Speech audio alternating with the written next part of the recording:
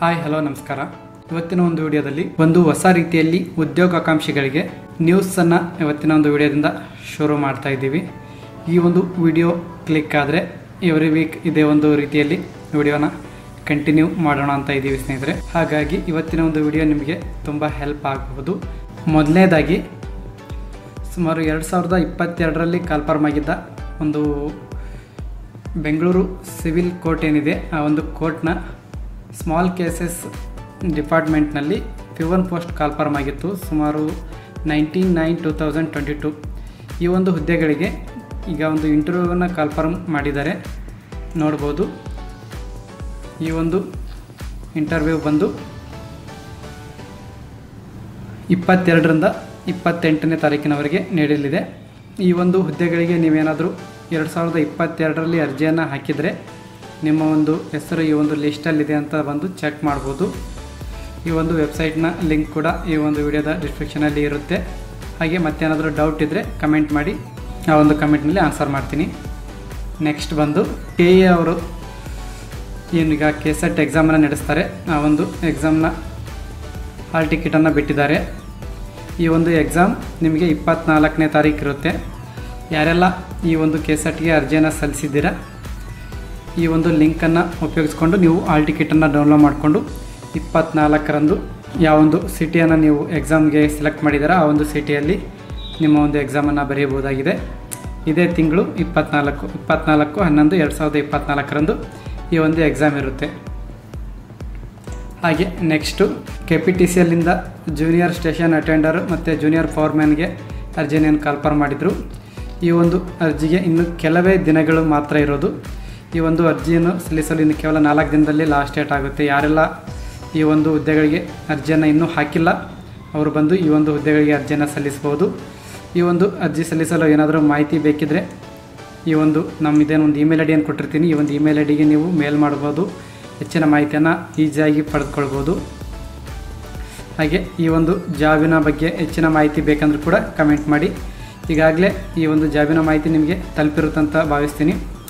ಈ ಒಂದು ಜಾಬ್ಗೆ ಯಾರೆಲ್ಲ ಅರ್ಜಿ ಸಲ್ಲಿಸಿಲ್ಲ ಇನ್ನು ಕೇವಲ 4 ದಿನಗಳ ಒಳಗಾಗಿ ಅರ್ಜಿಯನ್ನು ಸಲ್ಲಿಸಿ. ಇವತ್ತು 16 ತಾರೀಕು, ಇನ್ನು ಕೇವಲ 16 ಅಂದರೆ ನಿಮಗೆ 20ನೇ ತಾರೀಕು ಲಾಸ್ಟ್ ಡೇಟ್ ಆಗಿರುತ್ತೆ. ನೋಡ್ಬೋದು 28 ಒಳಗಡೆ ನೀವು ಈ ಒಂದು ಹುದ್ದೆಗಳಿಗೆ ಅರ್ಜಿಯನ್ನು ಸಲ್ಲಿಸಬಹುದು. ಹಾಗೆ ಪೇಮೆಂಟ್ಗೆ ಕಾಲಾವಕಾಶ ಇರುತ್ತೆ. ಪೇಮೆಂಟ್ ಲಾಸ್ಟ್ ಡೇಟ್ ಬಂದುಬಿಟ್ಟು 25 ಆಗಿರುತ್ತೆ, 25/11/2024 ಆಗಿರುತ್ತೆ. ಈ ಒಂದು ಹುದ್ದೆಗಳಿಗೆ ಅರ್ಜಿಯನ್ನು ಸಲ್ಲಿಸೋರು ಬೇಗ ಅರ್ಜಿಯನ್ನು ಸಲ್ಲಿಸಬಹುದಾಗಿದೆ. ಹಾಗೆ ಇನ್ನೊಂದು ಹೇಳೋದಾದರೆ, ನೀವು ಯಾರೆಲ್ಲ ಈ ಒಂದು GDS ಅಂದರೆ ಗ್ರಾಮೀಣ ಡಾಕಾ ಸೇವಕಿಗೆ ಅರ್ಜಿಯನ್ನು ಸಲ್ಲಿಸಿದ್ರಿ, 10th ಮೇಲೆ ಇದಕ್ಕೆ ಯಾವುದೇ ಎಕ್ಸಾಮ್ ಇಲ್ಲ ಮತ್ತು ಏನೂ ಇಲ್ಲ. ಇದರಲ್ಲಿ ಯಾರೆಲ್ಲ ಅರ್ಜಿಯನ್ನು ಹಾಕಿದ್ರಿ ಅವರಿಗೆ ಈಗಾಗಲೇ 3 ಲಿಸ್ಟನ್ನು ಆಲ್ರೆಡಿ ಬಿಟ್ಟಿದ್ದರು. ಇವಾಗ ಏನು ಮಾಡಿದರೆ 4ನೇ ಲಿಸ್ಟನ್ನು ಕೂಡ ಬಿಟ್ಟಿದ್ದಾರೆ. ನೋಡ್ಬೋದು 4ನೇ ಲಿಸ್ಟ್ ಲೈವ್ ಆಗಿದೆ. ಈ ಒಂದು ಲಿಸ್ಟಲ್ಲಿ ನಿಮ್ಮ ಒಂದು ಹೆಸರಿದೆಯಾ ಇಲ್ವಾ ಅಂತ ಒಂದು ಚೆಕ್ ಮಾಡ್ಕೊಳ್ಳಿ. ಈ ಒಂದು ಹುದ್ದೆಗಳಿಗೆ ಅರ್ಜಿಯನ್ನು ಸಲ್ಲಿಸಿದರೆ ಇದು ಆಲ್ರೆಡಿ 4ನೇ ಲಿಸ್ಟ್ ಆಗಿರುತ್ತೆ. ನೋಡ್ಬೋದು 4ನೇ ಲಿಸ್ಟ್ನಲ್ಲಿ ನಿಮ್ಮ ಒಂದು ಹೆಸರಿದ್ದರೆ ಈ ಒಂದು ಹುದ್ದೆಗೆ ನಿಮ್ಮ ಒಂದು ಕನ್ಫರ್ಮೇಷನ್ ಮಾಡಬೇಕಂದ್ರೆ ನೀವು 27ರ ಒಳಗಾಗಿ ನಿಮ್ಮ ಒಂದು ಸಂಬಂಧಪಟ್ಟ ಎಲ್ಲಿ ಏನು ನೀವು ಡಾಕ್ಯುಮೆಂಟ್ ವೆರಿಫಿಕೇಷನ್ ನಿಮಗೆ ಅಸೈನ್ ಆಗಿರುತ್ತೆ, ಅಲ್ಲಿ ಹೋಗ್ಬಿಟ್ಟು ನೀವು ನಿಮ್ಮೊಂದು ಡಾಕ್ಯುಮೆಂಟ್ ವೆರಿಫಿಕೇಷನನ್ನು ಕಂಪ್ಲೀಟ್ ಮಾಡಬೇಕು.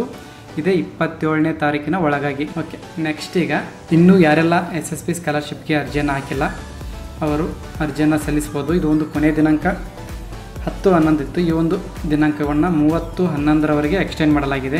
ಸ್ನಾತಕೋತ್ತರ ಪದವಿ ವೃತ್ತಿಪರ ಕೋರ್ಸ್ಗಳಿಗೆ ಅರ್ಜಿ ಸಲ್ಲಿಸಲು 30/11/2024 ಕೊನೆಯ ದಿನ ಆಗಿರುತ್ತದೆ. ಹಿಂದುಳಿದ ವರ್ಗಗಳ ಕ್ಯಾಂಡಿಡೇಟ್ಗಳು ಅರ್ಜಿಯನ್ನು ಸಲ್ಲಿಸಬಹುದು. 30ನೇ ತಾರೀಕಿನವರೆಗೂ ಡೇಟ್ ಎಕ್ಸ್ಟೆಂಡ್ ಆಗಿದೆ. ಹಾಗೆ ಸಮಾಜ ಕಲ್ಯಾಣ ಇಲಾಖೆಯಿಂದ ಹಲವಾರು ಎಕ್ಸಾಮ್ಗಳಿಗೆ ಕೋಚಿಂಗನ್ನು ಆಹ್ವಾನ ಮಾಡಿದ್ದಾರೆ.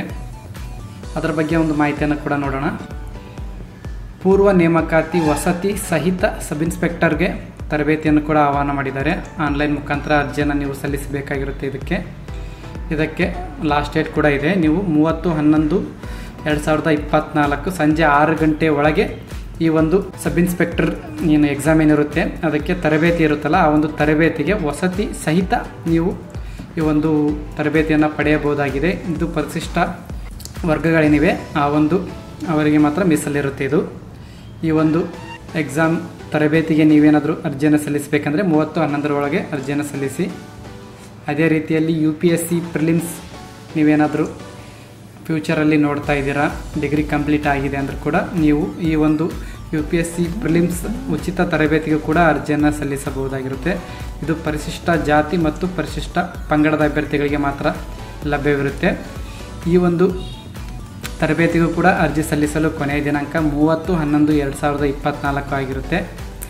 ನೋಡ್ಬೋದು, ನಾನೇನು ಈ ಮಾಹಿತಿಯನ್ನು ಕೊಡ್ತಾ ಇದ್ದೀನಿ, ಪ್ರತಿಯೊಂದು ಮಾಹಿತಿಯ ಅಫಿಷಿಯಲ್ ವೆಬ್ಸೈಟ್ ನಿಮಗೆ ಈ ಒಂದು ವಿಡಿಯೋದ ಡಿಸ್ಕ್ರಿಪ್ಷನಲ್ಲಿ ಸಿಗುತ್ತೆ. ಹೆಚ್ಚಿನ ಮಾಹಿತಿಗಾಗಿ ನಮಗೆ ಮೇಲ್ ಮಾಡ್ಬೋದು.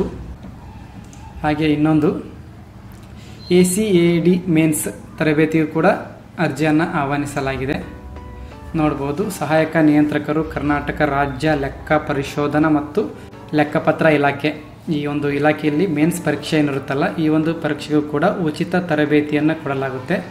ಈ ಒಂದು ತರಬೇತಿಗೆ ಅರ್ಜಿ ಸಲ್ಲಿಸಲು ಇನ್ನೇನು ಜಾಸ್ತಿ ದಿನ ಇಲ್ಲ, ಇದೇ ತಿಂಗಳು 20 ಅಂದರೆ ಇನ್ನು ಕೇವಲ 3 ದಿನದಲ್ಲಿ 3ರಿಂದ 4 ದಿನದಲ್ಲಿ ನೀವು ಅರ್ಜಿಯನ್ನು ಸಲ್ಲಿಸಬೇಕಾಗಿರುತ್ತೆ. 20/11/2024 ಸಂಜೆ 6 ಗಂಟೆ ಒಳಗಾಗಿ ಈ ಒಂದು ತರಬೇತಿಗೆ ನೀವು ಅರ್ಜಿಯನ್ನು ಹಾಕ್ಬೋದು. ಇಂಟ್ರೆಸ್ಟೆಡ್ ಇದ್ದರೆ ನೋಡಿ. ಹಾಗೆ ನೀವೇನಾದರೂ ಡ್ರೋನ್ ಪೈಲಟಿಂಗ್ ಕಲಿಬೇಕು ಅಂತ ಇದ್ದೀರಾ ಅಂತಂದರೆ ಅದಕ್ಕೂ ಕೂಡ ಉಚಿತ ತರಬೇತಿ ಇದೆ. ನೋಡ್ಬೋದು, ಡ್ರೋನ್ ಪೈಲಟ್ ತರಬೇತಿಗಾಗಿ ಆನ್ಲೈನ್ ಅರ್ಜಿ. ಈ ಒಂದು ಅರ್ಜಿಯನ್ನು ಸಲ್ಲಿಸಲು ಕೊನೆಯ ದಿನಾಂಕ ಕೂಡ 30/11/2024 ಆಗಿರುತ್ತದೆ. ಯಾರಾದರೂ ಡ್ರೋನ್ನಲ್ಲೂ ಕೂಡ ಒಂದು ತರಬೇತಿ ಪಡಿಬೇಕು ಅಂತ ಇದ್ದರೆ ಕೂಡ ಅದಕ್ಕೂ ಕೂಡ ನೀವು ಉಚಿತ ತರಬೇತಿಗೆ ಅರ್ಜಿಯನ್ನು ಸಲ್ಲಿಸಬಹುದಾಗಿರುತ್ತೆ. ಈ ಒಂದು 4 ತರಬೇತಿಗಳಿಗೆ ನೀವು ಅರ್ಜಿಯನ್ನು ಸಲ್ಲಿಸೋಂಗಿದ್ರೆ ಸಲ್ಲಿಸಬಹುದು. ಮತ್ತು ಈ ಒಂದು ಪರಿಶಿಷ್ಟ ಪಂಗಡಗಳ ಕಲ್ಯಾಣ ಇಲಾಖೆ ಏನಿದೆ, ಪರಿಶಿಷ್ಟ ವರ್ಗಗಳ ಕಲ್ಯಾಣ ಇಲಾಖೆ, ಕರ್ನಾಟಕ ಮಹರ್ಷಿ ವಾಲ್ಮೀಕಿ ಪರಿಶಿಷ್ಟ ಪಂಗಡಗಳ ಅಭಿವೃದ್ಧಿ ನಿಗಮ ಏನಿದೆ, ಈ ಒಂದು ನಿಗಮದಿಂದ ಉದ್ಯಮಶೀಲತಾ ಅಭಿವೃದ್ಧಿ ಯೋಜನೆ, ಸ್ವಯಂ ಉದ್ಯೋಗ ನೇರ ಸಾಲ ಯೋಜನೆ, ಮೈಕ್ರೋ ಡಿ ಪ್ರೇರಣಾ ಯೋಜನೆ, ಗಂಗಾ ಕಲ್ಯಾಣ, ಈ ಒಂದು ಯೋಜನೆಗಳಿಗೆ ಅರ್ಜಿಯನ್ನು ಕಾಲ್ಫರ್ಮೇನ್ ಆಗಿದೆ. ಈ ಒಂದು ಅರ್ಜಿ ಈಗಾಗಲೇ ಕಾಲ್ಫರ್ಮ್ ಆಗಿ ತುಂಬ ದಿನ ಆಯಿತು.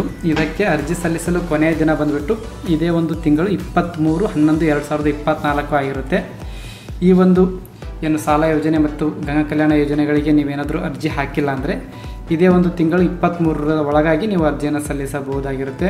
ಈ ಒಂದು ಅರ್ಜಿಗಳನ್ನು ಕೂಡ ನೀವು ಸಲ್ಲಿಸಲು ಏನಾರ ಹೆಲ್ಪ್ ಬೇಕೆಂದರೆ ನಮ್ಮ ಒಂದು ಮೇಲ್ ಐಡಿಗೆ ಮೇಲ್ ಮಾಡ್ಬೋದು.